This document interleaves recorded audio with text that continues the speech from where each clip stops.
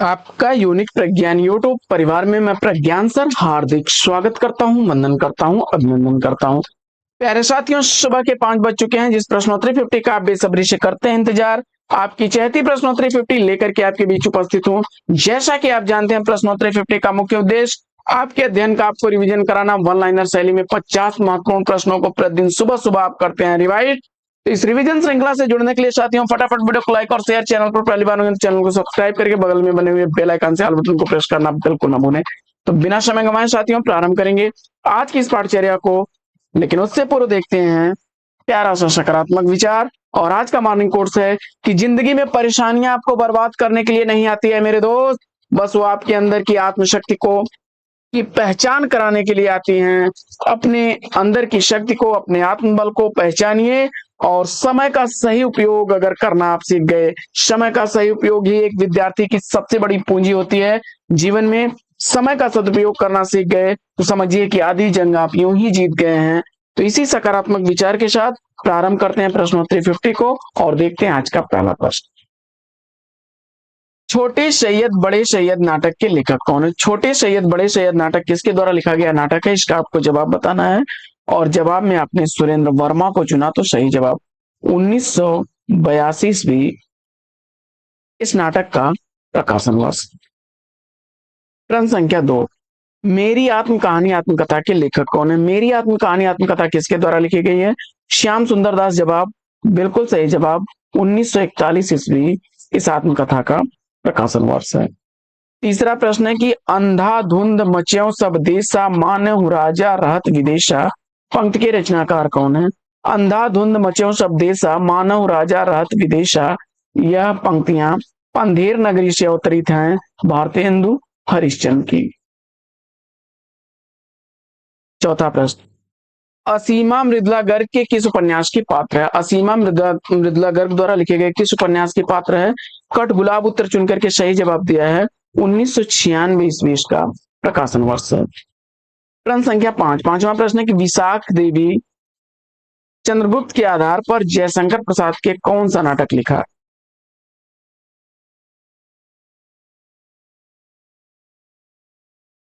जवाब में आपने ध्रुव स्वामी को चुना, तो राइट आंसर 1933।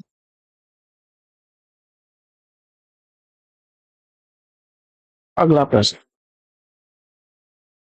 भूखंड तप रहा है काव्यकृति के रचनाकार कौन है? भूखंड तप रहा है यह काव्य रचना चंद्रकांत देवताली की है। सातवां प्रश्न है कि मधुर स्वप्न उपन्यास के लेखक कौन है? मधुर स्वप्न उपन्यास राहुल सांकृत्यायन द्वारा लिखा गया 1950 ईस्वी का प्रकाशित उपन्यास है। आठवां प्रश्न है कि कामायनी एक पुनर्विचार आलोचना ग्रंथ के लेखक कौन है? कामायनी एक पुनर्विचार या आलोचना ग्रंथ गजानन माधव मुक्तिबोध द्वारा लिखा गया है। नौवां प्रश्न है कि तमाल के झरोखे से निबंध के लेखक कौन है? तमाल के झरोखे से निबंध विद्यानिवास मिश्र जी द्वारा लिखा गया 1981 ईस्वी का प्रकाशित निबंध है। 10वां प्रश्न, रंग दे बसंती चोला नाटक के नाटककार कौन है? रंग दे बसंती चोला नाटक किसके द्वारा लिखा गया है? भीष्म शाहनी द्वारा लिखा गया यह नाटक 1996 ईस्वी का प्रकाशित नाटक है। प्रश्न संख्या 11 है कि कल सुनना मुझे काव्यकृति के रचनाकार कौन है? कल सुनना है मुझे काव्य रचना सुदामा पांडे धूमिल की है 1976 ईस्वी इस रचना का प्रकाशन वर्ष है। 12वां प्रश्न है कि कामायनी को रहस्यवाद का पहला महाकाव्य किसने कहा है? कामायनी को रहस्यवाद का पहला महाकाव्य सूर्यकांत त्रिपाठी निराला ने कहा है। प्रश्न संख्या 13 है कि पानी बीच मीन प्यासी आत्मकथा के लेखक कौन है? पानी बीच मीन प्यासी आत्मकथा मिथिलेश्वर की है 2011 ईस्वी का प्रकाशन वर्ष। प्रश्न संख्या 14 है कि कीचड़ और कमल उपन्यास के लेखक कौन है? कीचड़ और कमल यह उपन्यास किसके द्वारा लिखा गया है? वृंदावन लाल वर्मा उत्तर बता करके सही जवाब दिया। कीचड़ और कमल 1964 ईस्वी का प्रकाशित उपन्यास है। प्रश्न संख्या 15 है कि आखिरी आवाज उपन्यास के लेखक कौन है? आखिरी आवाज उपन्यास लिखा गया है रांगे राघव द्वारा 1963 ईस्वी इस उपन्यास का प्रकाशन वर्ष है। 16वां प्रश्न है कि हिंदी का प्रथम मार्क्सवादी आलोचक किसे माना जाता है? हिंदी का प्रथम मार्क्सवादी आलोचक शिवदान सिंह चौहान को माना जाता है। प्रश्न संख्या 17 है कि जयचंद्र के मूर्खतापूर्ण कुचक्र के कारण पृथ्वीराज का जयशंकर प्रसाद के किस नाटक में वर्णित है? जयचंद के मूर्खतापूर्ण कुचक्र के कारण पृथ्वीराज कांत प्रसाद के किस नाटक में वर्णित है? प्रायश्चित नाटक। सही जवाब 1913 ईस्वी इस नाटक का प्रकाशन वर्ष। 18वां प्रश्न है कि मैथिली शरणगुप्त का उर्मिला पर आधारित 12 सर्गों में विभक्त महाकाव्य कौन सा है? मैथिली शरणगुप्त का उर्मिला पर आधारित 12 सर्गों में विभक्त महाकाव्य कौन सा है? जवाब हो जाएगा शाकेर। प्रश्न संख्या 19 है कि रंग में भंग किस कवि की काव्य रचना है? रंग में भंग किस कवि की काव्य रचना है? मैथिली शरणगुप्त उत्तर चुन करके सही जवाब दिया है 1909 ईस्वी का प्रकाशन वर्ष। 20वां प्रश्न, बच्चन सिंह सिंहरसा गया, उसके हाथों की अभ्यस्त निठुराई को जैसे किसी मानवीय कोमलता ने धीरे से छू लिया, यह कथन किस कहानी से अवतरित है? जवाब हो जाएगा राजा निर्वंशिया से अवतरित यह कथन है कमलेश्वर का 1957 ईस्वी राजा निर्वंशिया कहानी का प्रकाशन वर्ष। 21वां प्रश्न, अधिकार सुख कितना मादक और सारहीन होता है? किस नाटक की पंक्तियां? अधिकार सुख कितना मादक और सारहीन होता है, यह पंक्तियां स्कंदगुप्त नाटक की हैं। स्कंदगुप्त का यह आत्मकथन है और जयशंकर प्रसाद द्वारा लिखा गया है। गोधन फणीश्वरनाथ रेणु के किस कहानी का पात्र है? गोधन फणीश्वरनाथ रेणु के किस कहानी का पात्र है?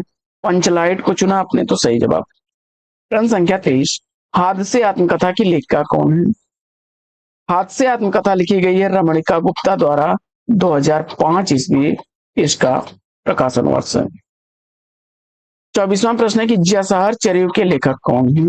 जसहर चर्यु पुष्पदंत द्वारा लिखी गई रचना है, जैन कवि हैं ये। पंडित बुद्धिराम प्रेमचंद के किस कहानी का पात्र है? मुंशी प्रेमचंद द्वारा लिखी गई किस कहानी का पात्र पंडित बुद्धिराम है? बूढ़ी काकी। 26वां प्रश्न है कि मनबोध मास्टर की डायरी के लेखक कौन है? मनबोध मास्टर की डायरी विवेकी राय द्वारा लिखा गया 2006 ईस्वी की रचना है। 27वां प्रश्न, मम्मट के काव्य प्रकाश का छायानुवाद कुलपति मिश्र का कौन सा ग्रंथ है? मम्मट के काव्य प्रकाश का छायानुवाद कुलपति मिश्र का कौन सा ग्रंथ है? तो रस रहस्य जवाब देकर के सही जवाब दिया आपने 1670 ईस्वी। 28वां प्रश्न है कि नेताजी कहीन उपन्यास के लेखक कौन है? नेताजी कहीन उपन्यास मनोहर श्याम जोशी का है। प्रश्न संख्या 29 है कि जैनेन्द्र का पहला कहानी संग्रह कब प्रकाशित हुआ?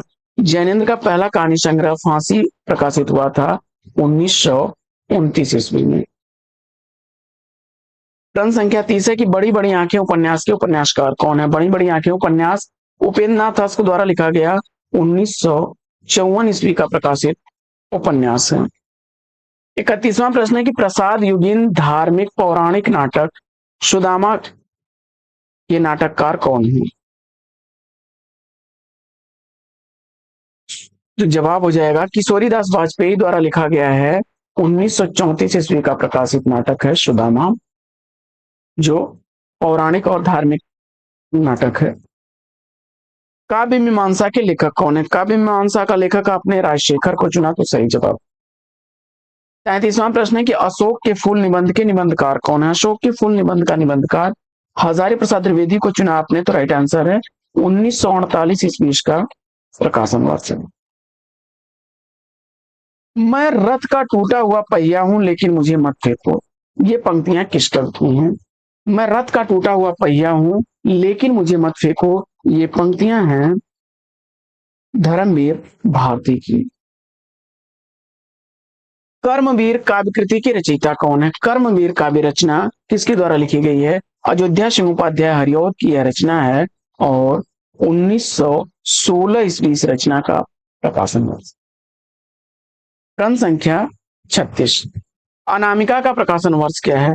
अनामिका कृति का प्रकाशन वर्ष आपने 1923 ईस्वी चुना, राइट आंसर है 1923 ईस्वी की प्रकाशित अनामिका सूर्यकांत त्रिपाठी निराला की रचना है। 37वां प्रश्न है कि चीणों पर चांदनी यात्रा वृतांत के लेखक कौन है? चीणों पर चांदनी यात्रा शायद निर्मल वर्मा द्वारा लिखा गया है 1964 ईस्वी इस यात्रा वृतांत का रचनाकार। 38वां प्रश्न है कि सूर्य का स्वागत काव्य संग्रह के रचनाकार कौन है? सूर्य का स्वागत काव्य संग्रह दुष्यंत कुमार द्वारा लिखा गया 1957 ईस्वी का प्रकाशित काव्य संग्रह है। प्रश्न संख्या 39 है कि शतरंज के मोहरे उपन्यास के लेखक कौन है? शतरंज के मोहरे उपन्यास लिखा गया है अमृतलाल नागर द्वारा 1959 ईस्वी का प्रकाशन हुआ। 40वां प्रश्न है कि एक कंठ विस्पाई काव्य नाटक के नाटककार कौन है? एक कंठ विस्पाई काव्य नाटक किसके द्वारा लिखा गया है? दुष्यंत कुमार द्वारा 1963 ईस्वी का प्रकाशन वर्ष है। प्रश्न संख्या 41 है कि समकालीन कविता आंदोलन का प्रवर्तक किसे माना जाता है? समकालीन कविता का आंदोलन का प्रवर्तक डॉक्टर विश्वंभर उपाध्याय ने 1976 ईस्वी में अपनी पुस्तक समकालीन कविता की भूमिका के माध्यम से किया था। तीसरी कसम कहानी में गाड़ीवान ने कौन सा सामान न लादने की कसम खाई? तीसरी कसम कहानी में फणीश्वर नाथ रेणु की लिखी गई कहानी है कंपनी की औरत, चोर बाजारी का सामान और बांस, ये तीन चीजें उसने न लादने की कसम खाई थी। सूर्य की अंतिम किरण से सूर्य की पहली किरण तक किसकी नाट्य रचना है? सूर्य की अंतिम किरण से सूर्य की पहली किरण तक सुरेंद्र वर्मा की नाट्य रचना 1975 ईस्वी इस रचना का प्रकाशन वर्ष। प्रश्न संख्या 44 है कि अधूरे साक्षात्कार आलोचना ग्रंथ के लेखक कौन है? अधूरे साक्षात्कार आलोचना ग्रंथ नेमचंद्र जैन का है।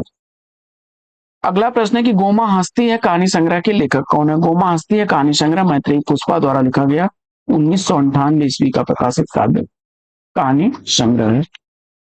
अगला प्रश्न है कि सेनापति उदल नाटक के नाटककार कौन है? सेनापति उदल नाटक वृंदावन लाल वर्मा द्वारा लिखा गया 1909 ईस्वी का प्रकाशित नाटक है। प्रश्न संख्या 47 है कि पाताल विजय नाटक के लेखक कौन है? पाताल विजय नाटक किसके द्वारा लिखा गया है? हरिकृष्ण प्रेमी द्वारा लिखा गया 1936 ईस्वी का प्रकाशित नाटक। प्रश्न संख्या 48 है कि लोकायतन का प्रकाशन वर्ष क्या है? लोकायतन कृति सुमित्रानंदन पंत द्वारा लिखी गई 1964 ईस्वी की प्रकाशित रचना है। प्रश्न संख्या 49 बंद गली का आखिरी मकान कहानी के कहानीकार कौन है? बंद गली का आखिरी मकान कहानी धर्मवीर भारती की कहानी है। प्रश्न संख्या 50 है कि सृजन की थकन भूल जा देवता अभी तो पड़ी है धरा यद बनी पंक्तियों के रचनाकार कौन है?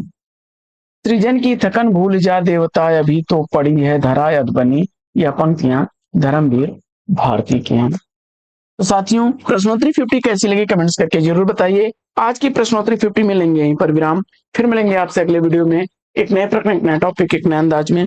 तब तक के लिए लेते हैं आपसे विदा। आपका जीवन मंगलमय हो, best wishes best of luck. जय हिंद।